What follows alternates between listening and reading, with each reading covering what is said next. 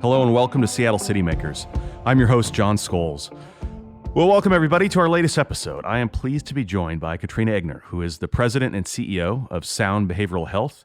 They are one of Washington's largest community behavioral health providers with 700 plus clinicians. Katrina and I discuss her nearly 30-year career at Sound and the state of the behavioral health system today in King County. Hope you enjoy my conversation with Katrina Egner, the president and CEO of Sound Behavioral Health.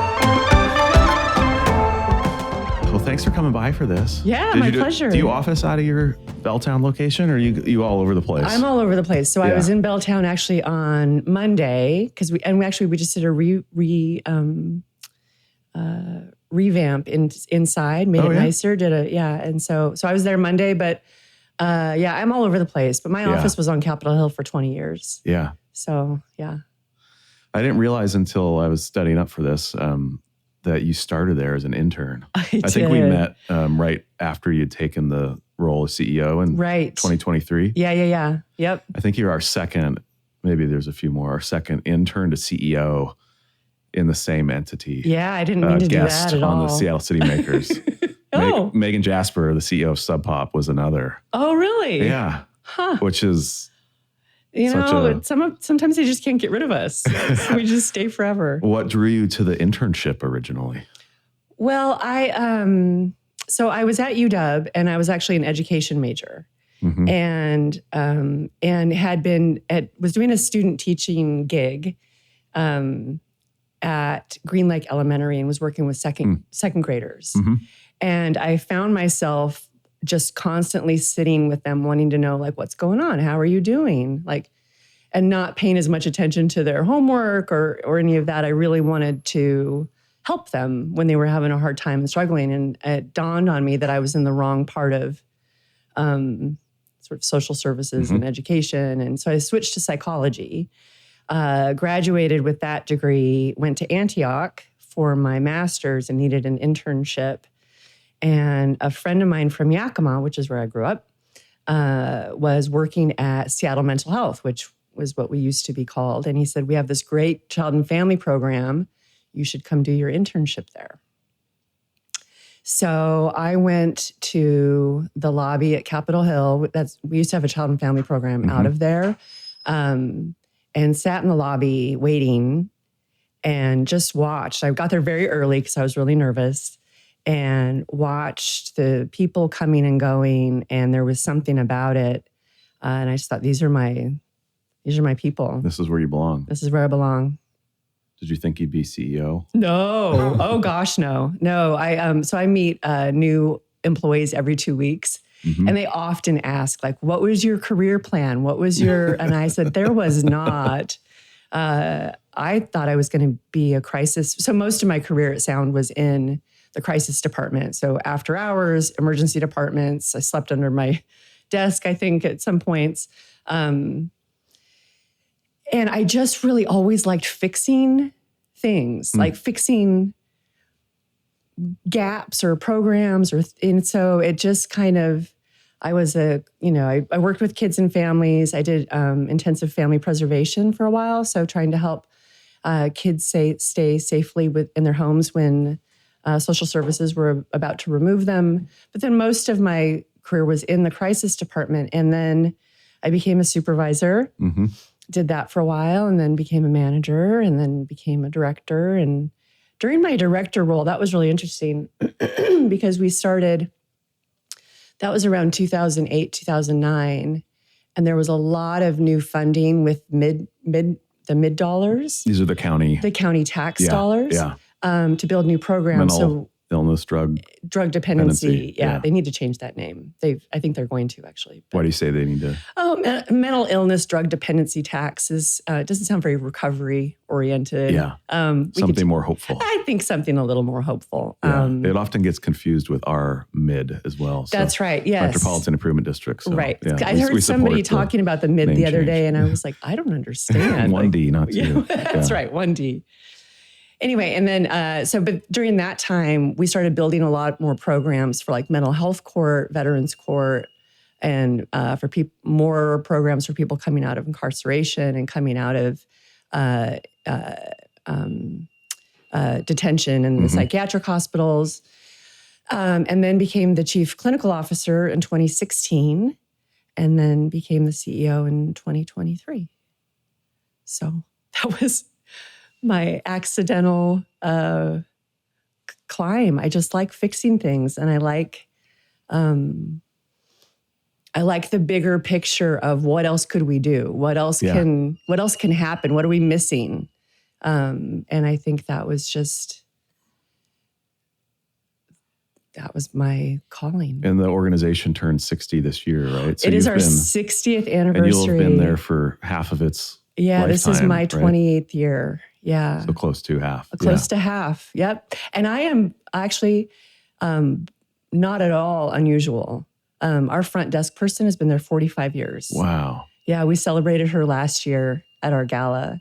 Her name's Pat. She's like the heart and soul of sound. But she's been there. Those folks are critical. 45 years. She has all the institutional knowledge. And all the people I grew up with as supervisors, managers, directors, a lot of them are still there, and they've been there 30 plus years. Yeah. Who says people don't stick with one career or one organization for long like they used to? I think too when I'm sure it's the same in many fields, but there's something about community mental health and that kind of community service.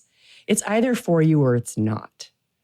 And we have a lot of people who come in and they try it and it's not quite their vibe, I guess. And for some of us, it's just we wouldn't do anything else. Yeah. If you stick, if it's gonna stick, it sticks. Yeah. Yeah.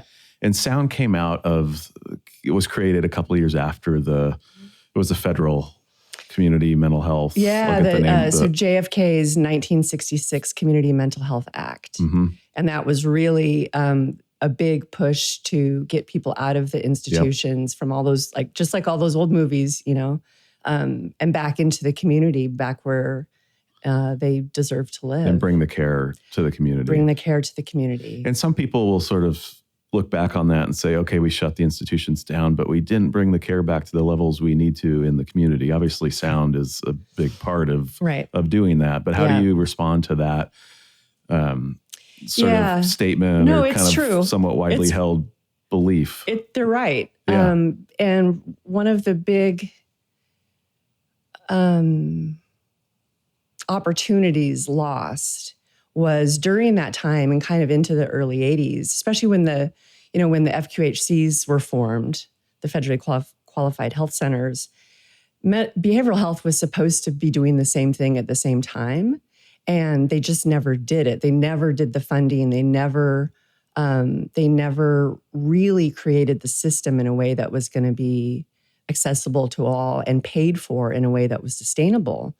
And there's some national movement that's been happening over the last 10 years that can fix that. Mm-hmm. But that's 40 years of catch up, really, is how we think of it. Is we're still trying to climb back to where we should have gotten about 40 years ago.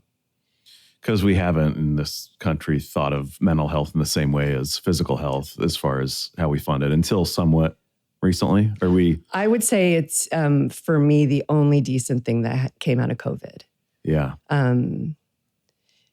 Not for me, but for humanity was finally everybody looked around and struggling was normal.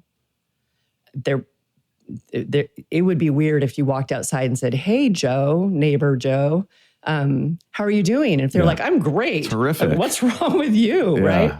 Right. So everybody was struggling. Everybody was either anxious or depressed or drinking too much and drinking at work and struggling financially and struggling with isolation. And so this conversation about mental health it kind of broke down that us and them thing. Then it became a continuum, right? It became a spectrum. Some people were still struggling more than others, but the idea of struggling was universal. Mm-hmm. And how would you describe, I feel like I track this stuff pretty closely and I still have a hard time kind of understanding the structure of the systems today in King County, in Seattle, of what's available, what's working, where are the shortfalls? Like, how would you describe, and there's been a lot of movement recently, both in trying to bring more services to folks who are dealing with behavioral health issues who are also unhoused, but also for everybody else too. Like what's like the layman's state of our county's behavioral health system? It is really complicated. It is a complicated system. And I've talked with, and there's not really much disagreement about that. And so I'll say it here because that's okay, because I would say this to anybody. There are so many great, amazing programs in King County, in Seattle. There are 50 plus behavioral health providers within King County. And when I talk with, whether it's Susan McLaughlin or Michelle McDaniel at Crisis Connections is a dear friend of mine. And these are private providers. 211. These are private providers for the most part. Well, no, these are all publicly funded Medicaid behavioral health agencies. Yeah, funded through the public sector, but organized outside of government. Outside of government, yes, thank you. Right, exactly. And there is I've been doing this for over, all in all, for 30 years. And the ability to track the tapestry of all of the different programs and how to acronyms. get the acronyms and how to get into this one, but not that one. And what you can access calling from your house versus going through emergency departments or through 988 or 211 or there is no way for the general public to understand the current state of the behavioral health system. Yeah. Even the 211 versus the 988. I'm like, did 988 replace 211 or are they both? Which is for what? Right. So here, quick. So 211 what's the answer on that one? I need a bunch of answers about where I could go for stuff. 211. For myself or somebody? For you, for anybody else. I can call 211 if I have somebody sitting at my desk. Yeah. And say like, I don't know where the nearest shelter is for you. I'm going to call 211 and they will help me figure out food banks, shelters, resources, all kinds of stuff. But if I'm sitting with you and let's say we're friends, we're neighbors, and you're telling me you're not doing well, I can call 988 instead of calling 911. Which is a national. 988 is now a national, system, yes. Yeah. So you can call it anywhere and they will connect you locally then to your behavioral health emergency services, which is immediate amazing, support which is incredible. Versus sort of a resource line versus a resource line. Yeah. Yeah. All right. That's helpful. Yes. That's so clear. the resource line has to be the one. They've got, hats off to them because as we talk about this complicated, I think of like this giant weird quilt, right? Like, and it doesn't make any sense. There's plaids next to whatever. They have to figure all of that out so that when neighbor Joe calls and needs something, Crisis Connections, 211 and 988 have to be able to figure all of that out. And then what about for the person I see struggling out on the corner, probably unhoused? Like yesterday, I saw a guy. Yep. Had like one pant leg off, screaming on First Avenue. Right. Maybe not threatening somebody. Yeah. Maybe not running into traffic, but who knows, within a minute or two. Is that 988 still, or is that 911? That's 988 because 988 now dispatches directly the mobile crisis teams. Yeah. So DESC has your Seattle Metro one, and then Sound and you run has some too, right? Yeah, we have the entire south end and all of the north and east side. Outside of the city limits of Seattle. Right, outside of Seattle proper. Yeah, so they have, DESC has Vashon also. Yep. So you can call 988 and say, I'm really worried about this fella. And that's somewhat new with this new national system, national number. Yeah, it used to be when DESC had the whole thing and did a great job. They would get calls and they would triage and dispatch themselves. And what we decided to do as a system was really give that dispatch. If you're dispatched, you go. No internal, like, well, we think they need it, they don't need it. Yeah. There's time limits for how fast you got to get out the door. They track that. We have, we got through our grant process, big like Amazon-like vans that have a place where our staff can do documentation. It's got a canopy so that we can talk to people in bad weather, which is crucial here. And then I also made sure that it had room to transport pets. Oh, yeah. Because a lot of people we see don't want to go anywhere if they have to leave their little furry loved one, which is not always furry. One time I had a big giant, what are those big snakes? Oh, man. The boa constrictor? Boa constrictor. They had it in a duffel bag. And they said, can I bring my pet? And I was like, well, this was this was back when I worked on Capitol Hill, but I was trying to find him a shelter. And he said, I'd like to take my pet. And I said, well, I have to call and see, what do you have? And he's opened his bag. And I was like, oh boy, hon, I don't like, Did you have a policy on snakes? I'm not sure snakes are okay, but I'll ask. It's a friendly snake, right? Yeah, we had to find a different option for him and different transport. Jerry or whatever the snake's name was. I don't know. Yeah. So what's a reasonable expectation on response for mobile crisis? We have to be out the door in 15 minutes. Wow. Yep. All right. We sorted out 211, 911, 988. Yep. So the rest of it that you were getting at. The rest of it. Yeah. So for example, back in 2010, do you remember the boarding crisis? It was in the newspapers, like ERs Yeah. People were being involuntarily detained psychiatrically, but there were no beds. Yep. And so people were in hallways. They were state in beds, storage no closets. Western state beds. Yeah, and Harborview was full and everybody was full. And so we created a program with the county, which we still have 15 years later, called the Transition Support Program, which is a small team of, probably 10 people. And what they do is they go in every day to the involuntary psych units and they help with discharge and get people out and connected to services, right? So that's one program that Sound has. Those kinds of programs, those kinds of individually created programs to fill a gap are all over our system. There's peer bridgers that Harborview has. I think it's Harborview. There's great programs that DESC has. There's great programs that Consejo has, but how anyone would know how they all fit together is really the struggle.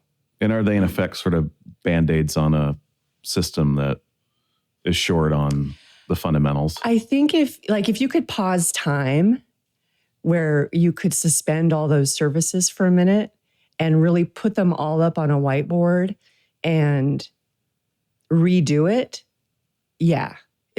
I think there's a more comprehensive, coordinated way to put it all back together.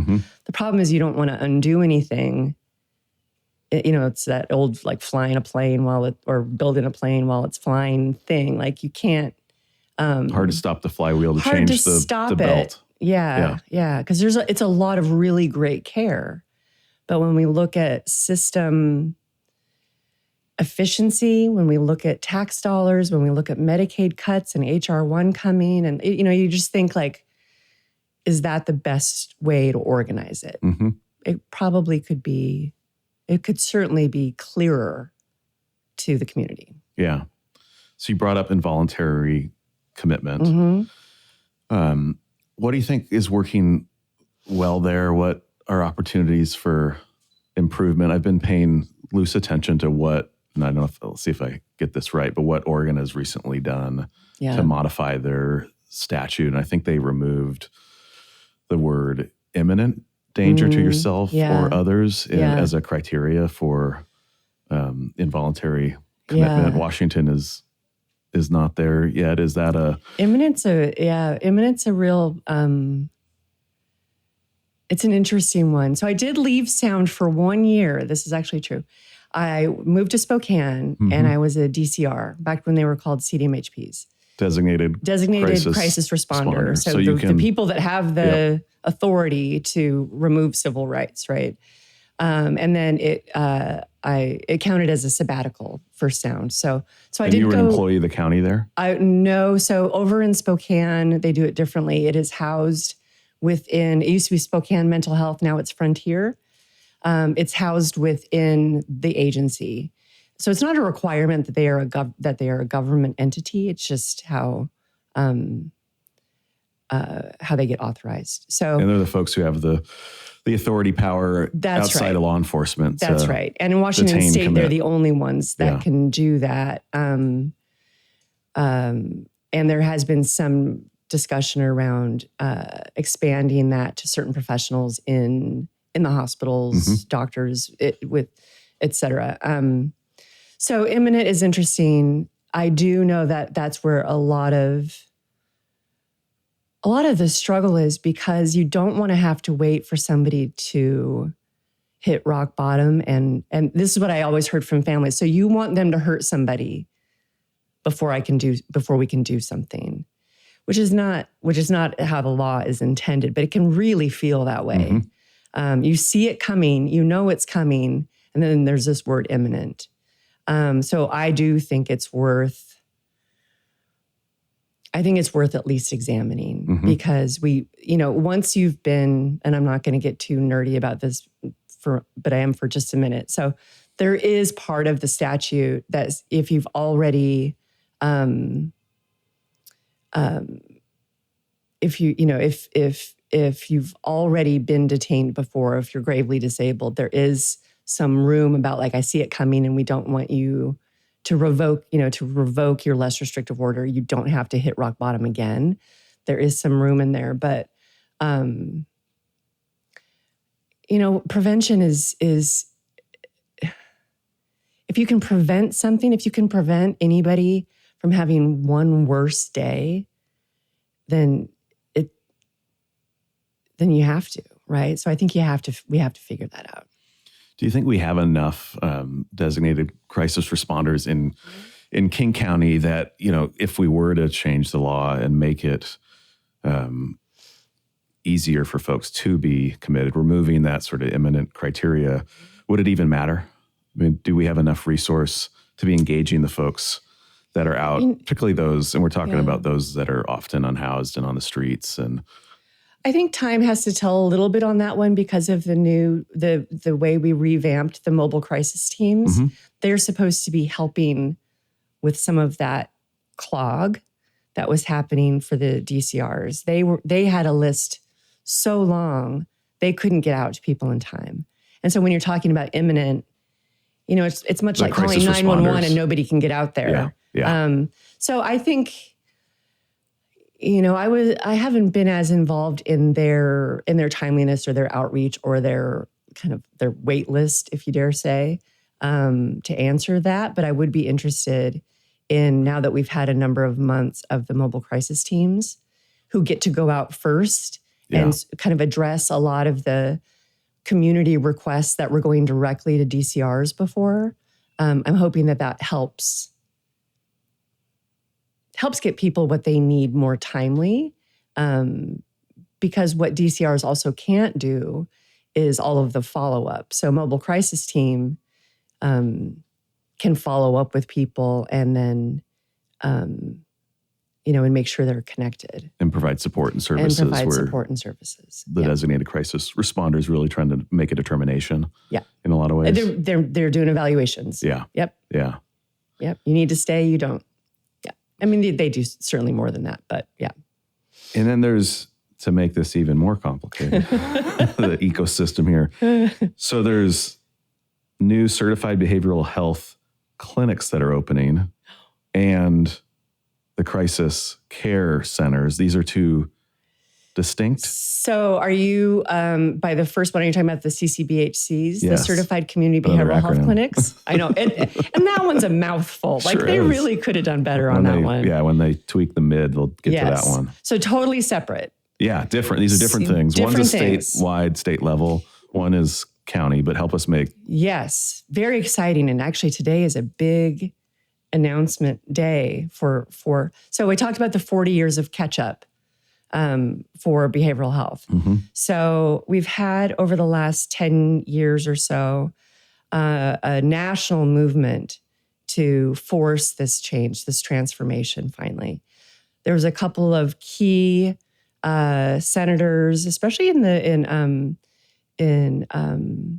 Stabenow in Michigan, and then a couple of others, along with the National Council for mental wellness, created what's called certified community behavioral health clinics. And what that does is it has criteria to try to make this easy. What it does is first of all, it transforms the payment structure. So instead of this kind of fee for service, Medicaid, ICU, I get paid, a lot of the people we serve don't receive services that way. They need outreach, they need engagement, they need pre-engagement, they need psychosocial rehab and day services. They need a wraparound care, and they need it regardless of where they are, regardless of ability to pay. They need crisis services. They need integrated care with primary care. They need a whole array of things. So within this CCBHC model, it certifies clinics to be able to do that. So, and then within that, you get paid basic sort of total cost of care. I need 5 Johns to provide this care, so I get paid for 5 Johns instead of kind of nitpicking all this stuff. And it's more complicated than that. But what it does is it brings the system much more comparable to a FQHC model of payment.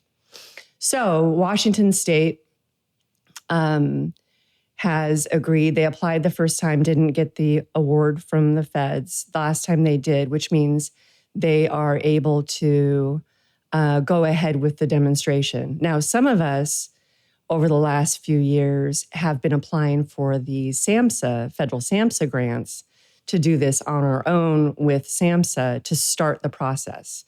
So there's a number of us throughout Washington State. Sound has 3 of these grants. We're the only ones in King County that has these grants. Over the last 3 or 4 years, we've been able to start piloting at 3 of our sites, which is Capitol Hill, Auburn, and out in Bellevue, with this expanded access, with this pre-engagement, with doing community needs assessments, which is a huge part of this model that not every community is the same. What Seattle and Capitol Hill need is not the same as Bellevue, which is not the same as Auburn, which has a more rural feel. And so you do a lot of community needs assessments. It's data-driven, et cetera. So Washington State agreed to do this. The governor put it in his budget. 10 of us were selected to be in the first cohort. The governor's budget picked 2 or said you can fund 2. And so the announcement comes out today, which 2 agencies are selected to be in the first cohort. So today's a big day. And you don't know the results just yet, or you do? No, I've been checking my phone every 4 minutes, but it's over there. We're taking you away from No, it's okay. It's good for me. You know, they said the week of the 16th, and so it'll be today at 4:59. Yeah, it'll be, you know. hours. So that is different than the crisis centers, which were part of the levy, right? So we've got connections in Kirkland. In Kirkland, got one operating, which is the one that's operating, and then a new one coming to Capitol Hill. Right. Yes, and then open in 2027 I think next year. Yeah, and so that one is open, and then we just were selected to start a program, a small program of I think it's about 7 clinicians that will do direct work along with 2 other agencies. To do direct follow-up for people coming out of the crisis care centers. Which was one of the big kind of questions and points of contention debate in the siting of the Capitol Hill facility in particular, right? Of like, okay, you created an urgent care for people with mental health challenges to walk into. They can expect to be there for what, up to... Up to, well, I think they all have different stages. So there's 14, I think they're up to 28 days. And then what? 14 days. And then what was And most people, as I understand, will have a much shorter stay. Like their capacity to house dozens and dozens of people is pretty limited. It's really more of a clinic then. Yeah. So so you're coming along to then. So we're coming along. Yeah, we can stay with people 30 to 90 days. Yeah. So and help, you know, because people will come to, let's use Connections in Kirkland, for example, but they may or may not live on the east side. And I know when we talked to, you know, Sound was thinking about whether or not we wanted to run one of these. And we talked to some of the mayors down in the south end, and there was a big concern, like everybody's going to come here because they're in crisis and they're going to walk out the front door. And now we're just going to have a city full of people in crisis. So it is really important to connect people back to their communities or a new community, but certainly not just open the front door and have their crisis just be in a new location. And so your contract with the county is in part to help them exactly connected back to their community, get ongoing services. Yeah, people have been in recent crisis. We know that transitions are the biggest, like the hardest thing for people. So transition out of hospital, out of jail, even out of a crisis care center, you walk back out the door and your life is still there. And a piece of paper with referral numbers and appointments, it's a place to start, but it doesn't change whatever brought you into the crisis care center in the first place. Yeah. And what's somewhat different than a physical ailment that will send you to urgent care for a physical health issue. Yeah, exactly. Yeah. Longer term fix, solution, recovery. Yeah. We've talked a lot about, behavioral health as it affects folks who are unhoused, unsheltered. Yep.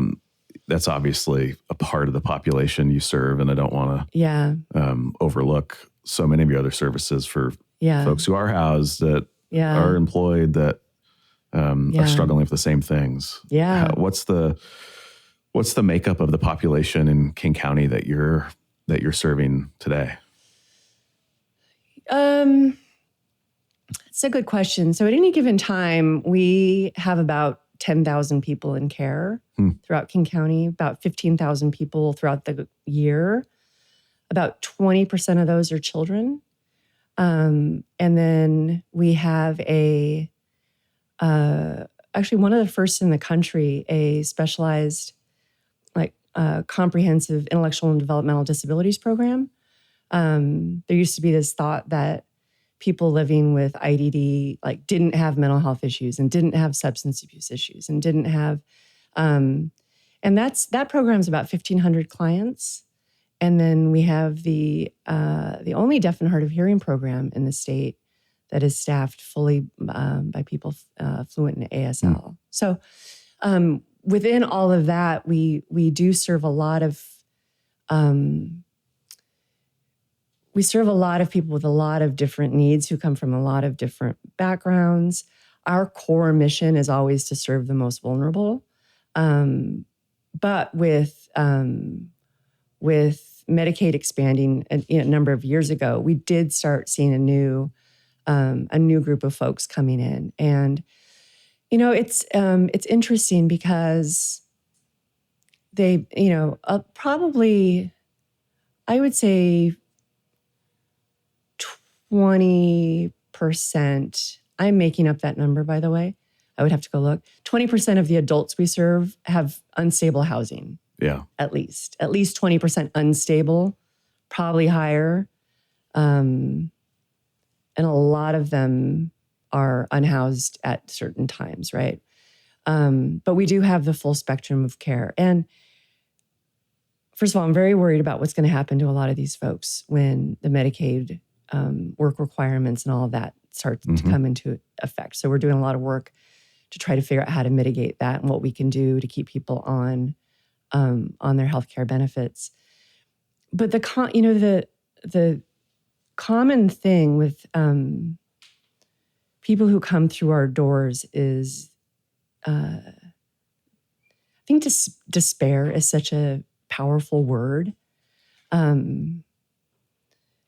Because regardless of your circumstance, despair is universal, right? And some people might think, well, your despair is worse than yours, or But if you have no hope, you have no hope. If you have no hope, you have no hope. And whatever brought you to that point, regardless of your starting point, regardless, it's terrible, right? And so I think that's what we see a lot of is people who've reached that point of despair or hopelessness or isolation. I mean, I think we've all been reading over the last number of years about isolation and loneliness and this epidemic. And, there's research out there saying that 50% of Americans feel lonely and isolated. And we're seeing that a lot in our kids that we serve. We can get into social media and all that, but that's a whole nother podcast probably. But so that's what we see. Just people trying to find hope.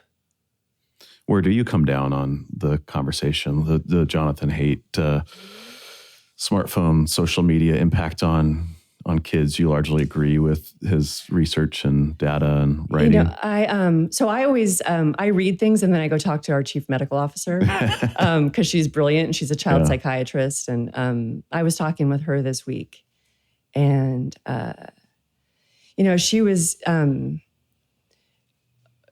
commenting on social media and kids and teens, and that one of the big dangers of it is this confirmation bias, right? So we all know that like recently what my feed thinks I'm interested in is so weird. It thinks I really want to do Asian Pilates. And I don't even know, like, what is Asian Pilates? I don't know, but apparently I am set. I am totally their market. Snake yoga that they're doing in Portland? No, I don't know. And maybe it's not even. Don't search for that because then you'll get. But that's a thing. They do it. It's really?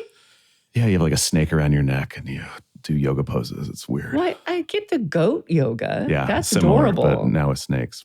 But Are anyway. they going to put tarantulas next? And they're just going to like terrify you into like. So weird. It is weird. So she's really worried because kids are isolated, and what they're looking for and this identification with what's wrong with them is creating community online. Yep. And she's noticing that she's seeing more kids that are afraid of getting well because they'll lose their group. And that got me down a dark path of like, oh no. Because how do you undo that, right? A trap. It's a trap. Yeah, I had a little bit of that experience just with my own daughter a couple of years ago. Did you? Yeah. Same kind of deal. Yeah. How to, because now everything you're seeing is telling you, you are all those things. Let me show you all the ways that you're right. Yeah. You can look up anything. Do I have borderline personality disorder? I don't know. Do you have these things? I do. Yeah. And then all of a sudden, here you go. Yeah. Right. There's your feed. There's your community. There's your, there you are. Yeah. It's hard enough, I think, I'm 51 and I'm like, I should do Asian Pilates, and let alone be 13 and struggling and have, a disrupted family life and, who knows what else. And now you've got, that's a really scary thought. Yeah. Yeah. Yeah. These phones aren't helping our kids. They're not helping. Yeah. So you've been, you're coming up on 3 years as the CEO. Yeah. What have you enjoyed most about being in charge? The power. No. No.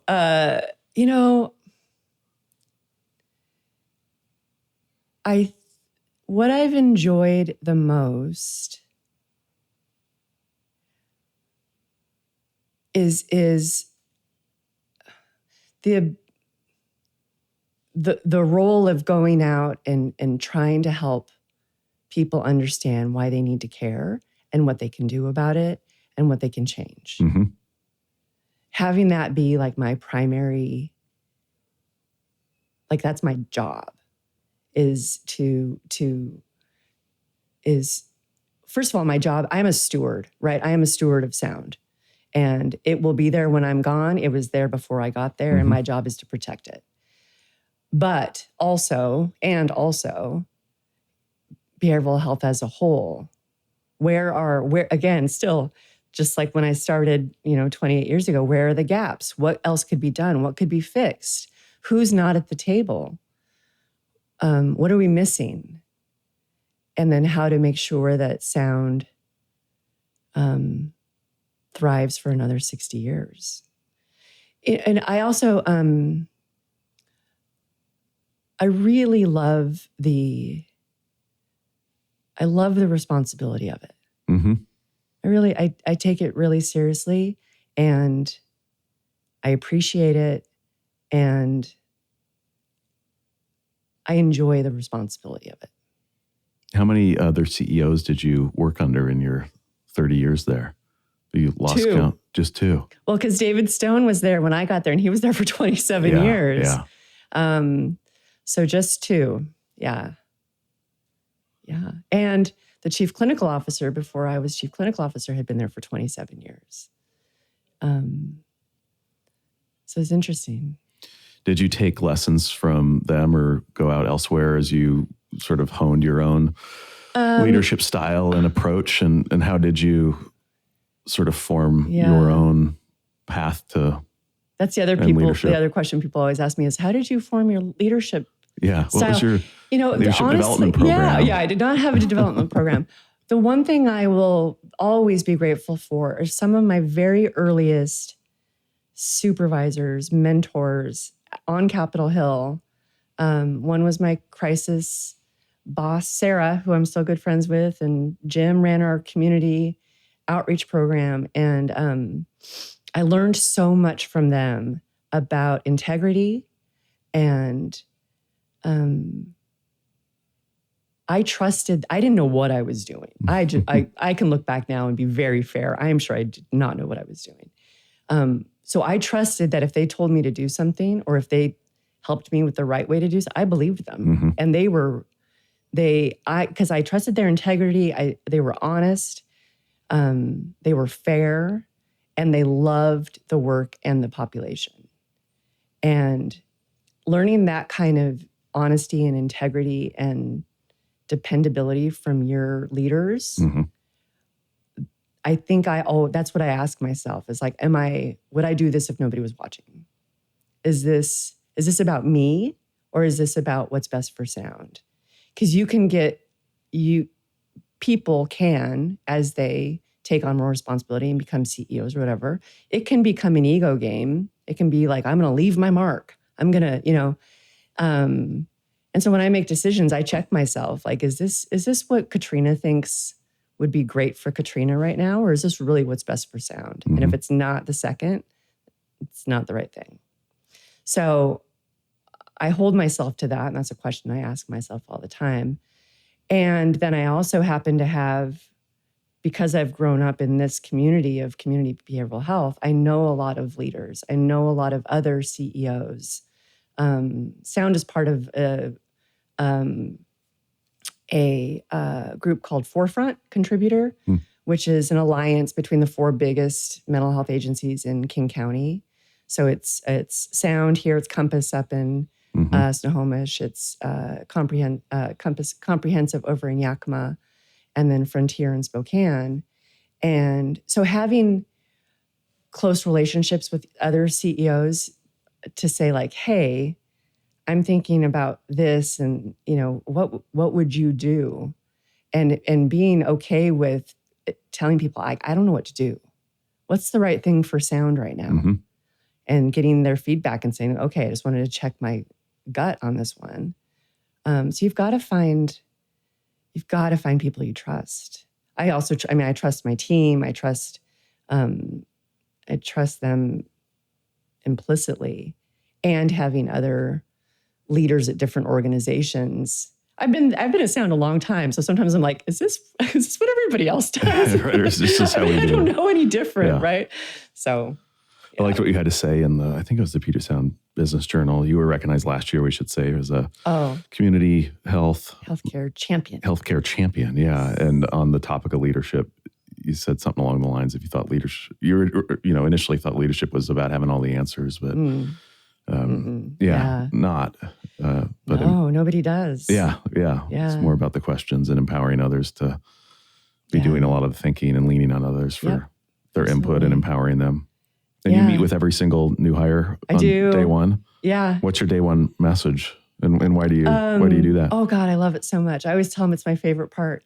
So every other Monday, so this in 3 days, I get to meet the new crew.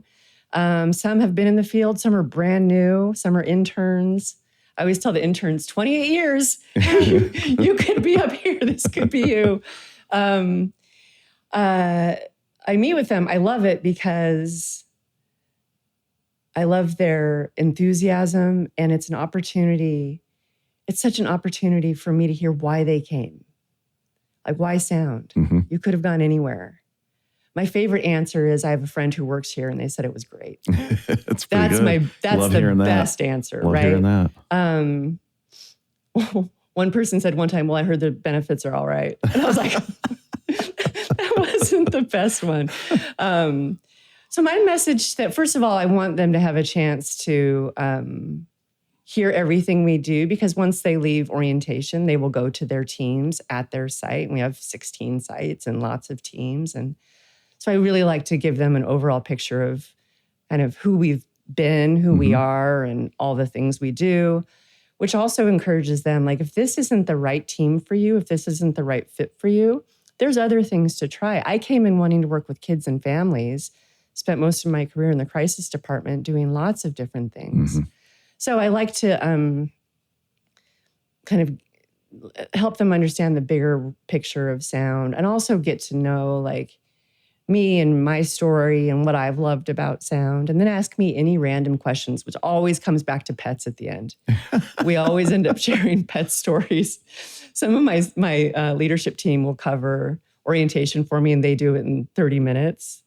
And I always run over an hour, like, because I like to chat with them about all kinds, and it always comes back to pets. People love to talk about their pets.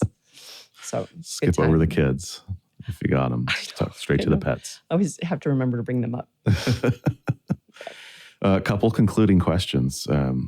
First, this isn't a standard one, but is there like a job you would do if you could do any job for a year? Like, do you have that job of, like, that isn't this? Like, oh, if I could just do that for a year. Like, for a year. Test it out, That's interesting. like a little short term. If I could do anything for a year with no, like, consequences, I'd run a restaurant. Oh boy. Because I love cooking. It's like my one hobby. And they always say, well, if you love cooking, don't ever try to open a restaurant because it'll ruin it for you. So I would do that.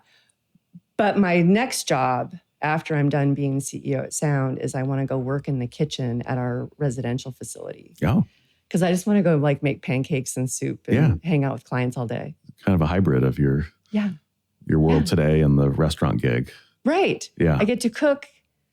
I get to be with people I love to be around, and hear how it's going, and play checkers maybe. Yeah. God bless anybody who's starting a restaurant in today's environment. What a tough industry right now. I know. Yeah. Kudos. Yeah. Right. So our two concluding questions. The first is sticking with employment here. What was your first job? The one that you took a paycheck for. Oh, that's a good one. I did know this was coming. Did you have a job you took a paycheck for before this internship with Sound? Or one. Yeah. Okay. Well, actually two. My very first job. So I grew up in Yakima, and I worked in my dad's office, but I think I got paid in Slurpees. Like, I don't think I got paid. So my very first paycheck came from pretzel time at the Westlake Mall. Over here? Yeah, it used to be. Now it's not pretzel time anymore. This Westlake Mall? Yeah. Oh, yeah. Westlake I and had Yakima just moved. that I'm not aware of. I moved from Yakima the day after graduation, got a job at pretzel time. In the food court? Yes. And in the food court, and my job, I was a very good pretzel maker. But my main job was to stand at the top of the escalator and hand out samples. Oh, wow. Yes. And I liked to chat with people. So, so I worked there for a while, and then worked at the Continental Greek restaurant on the Ave. Oh, yeah. For years, all through college. Oh, how cool. Your first job. Was right in the heart of downtown. Right here. That's right. Down the street. That's right. I used to get on the bus. They promoted me really quickly because I was trying to fix things at pretzel time. From escalator lady. Yeah. And then they gave me set of keys because they wanted to make me manager. And I freaked out and quit. So I was like, I'm not ready. I want to be in charge I'm yet. not ready to be in charge of pretzel Were the time. pretzels any good? I still, yes. So I think Yeah. it's probably the same recipe as Annie's or Angie, yeah. or what. I'm sure it's the same yeah. recipe. They're buttery and delicious. Yeah, that smell, you kind of can't so good. get away from it. Yeah, Like food court smell. totally. I was okay. friends with the hot dog on the stick ladies. Yeah, He traded we were buddies. samples. Yeah, right. Our final question, Katrina, is what's your perfect Saturday in Seattle? It's a good one too.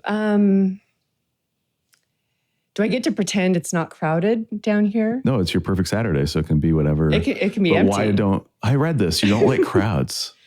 Oh, that's Is funny. that what that's about?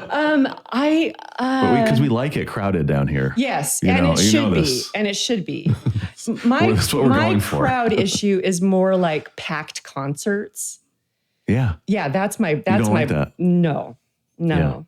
No, I think I was at Bumbershoot one year back in high school. I think when we used to like sneak out of Yakima overnight and like come over and then get back before dawn. But sorry, Mom. I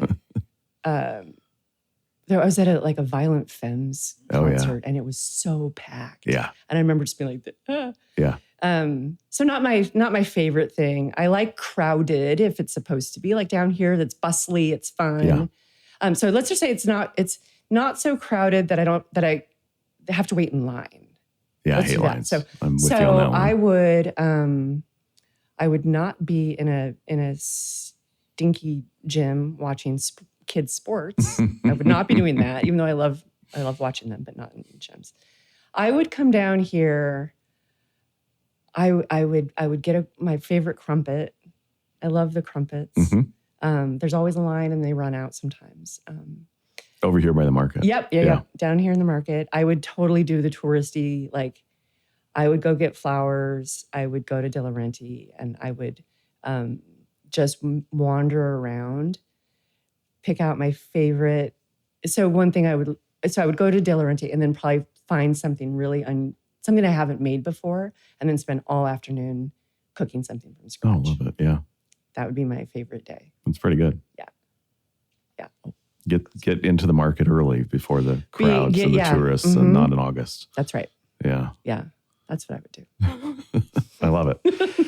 Well, thank you for making time for this and for what you do and the stewardship of this incredible organization. And beyond that, you're evolving its impact on an important issue that affects all of us, whether we're housed or not, and if it doesn't affect us, it probably affects somebody we know or is close to us or is a family member and a friend. So an important topic, and look forward to seeing how your work continues to evolve here in the city and county and beyond. Thank you. Thank you so much for having me. It was really great. And thank you for all that you do for all of downtown. So it's the best city in the world. I agree. Well, hope you enjoyed my conversation with Katrina. Thank you to her for making time to come on Seattle City Makers. Want to close out with a recommendation of something to check out downtown. And now that we are officially in spring, it feels appropriate to lift up the First Thursday Art Walk in Pioneer Square. Go check it out. Attendance doubled the last summer relative to the summer before. It's the place to be on First Thursday in downtown Seattle. A tremendous amount of new bars and restaurants and other great things to check out in Pioneer Square on First Thursdays. Well, thank you, everybody, for joining us on this episode of Seattle City Makers, presented by the Downtown Seattle Association, with support from James Cito and production by Thread Theory.